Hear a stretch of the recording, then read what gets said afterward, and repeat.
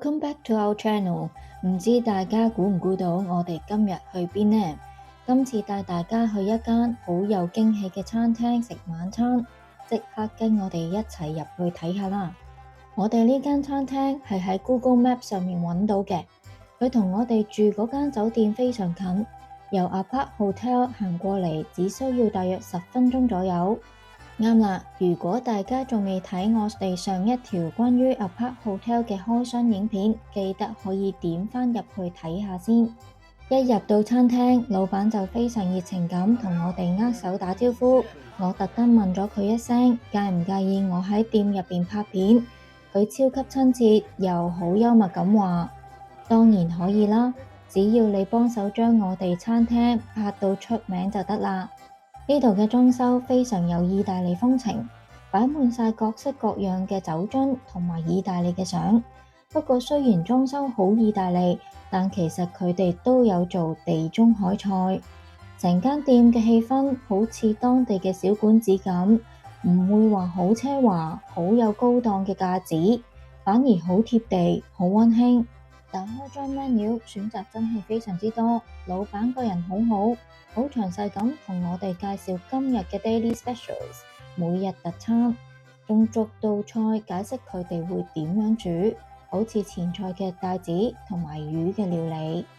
嘢飲方面，我哋點咗杯百香果配車厘子嘅 Mojito 雞尾酒，同埋杯 Peroni 生啤，兩杯飲落都非常之 fresh， 好清爽。當然啦，如果大家鍾意飲 wine 嘅話，佢哋呢度都有好多紅白酒嘅選擇。前菜方面，我哋叫咗份田螺。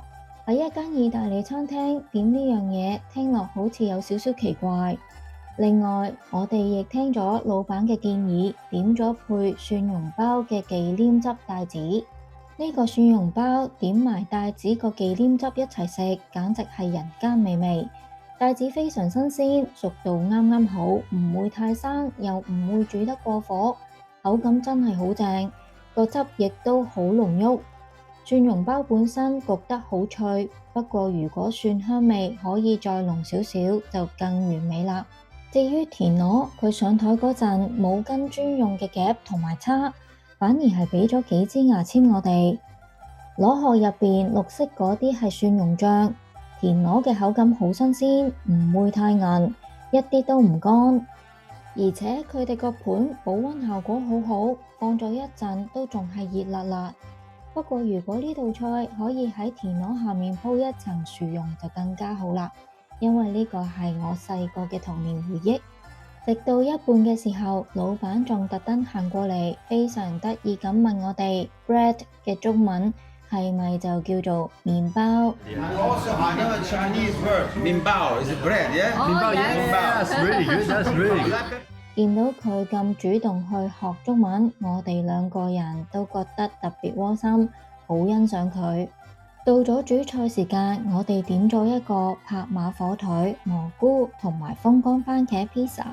佢個餅底非常之脆，同平時出邊食開嘅披薩底好唔同。芝士溶得啱啱好，配埋夠晒鹹香嘅帕馬火腿，真係好好食。另一道主菜，我哋同樣聽咗老闆嘅推薦，點咗龍脷魚。老闆一再同我哋強調，呢條絕對係新鮮魚，唔係喺雪櫃拎出嚟嘅急凍貨。配菜嘅帶皮薯仔非常入味，西蘭花都好新鮮。條魚係用番茄醬汁去煮嘅，魚肉食落非常鮮嫩，好滑。嚟到甜品環節，我哋點咗 Tiramisu 同埋配雪糕嘅 Brownie。當個 Brownie 送到上台嗰陣，真係超級香，食落熱辣辣，外皮帶少少脆，非常新鮮。而個 Tiramisu 佢嘅酒味其實唔算濃，蛋糕本身好新鮮，唔會太重酒味，其實更加啱大眾口味。美中不足嘅係佢缺少咗少少咖啡嘅香味。兩款甜品對比之下，呢個 Brownie 竟然出乎意料地比 Tiramisu 更出色，更令我哋驚喜。最後嚟到埋單嘅時候，老實講個價錢比我哋預期中高咗少少，總共係115磅。我哋估可能係因為條新鮮嘅魚加上後來我哋又加點咗3杯嘅生啤，不過計返喺 Birmingham 市中心，而且我哋食足3道菜，兼且飲咗咁多嘢飲，呢個價錢其實都算好合理。整體嚟講，我哋非常享受呢餐飯，真心推薦大家如果嚟 Birmingham 一定要嚟試下。好啦，今集嘅美食分享就到呢度，下一條片我哋會帶大家喺 Birmingham 呢個 city 周圍行下散下步，同埋晚餐會去食一間好正嘅馬來西亞菜。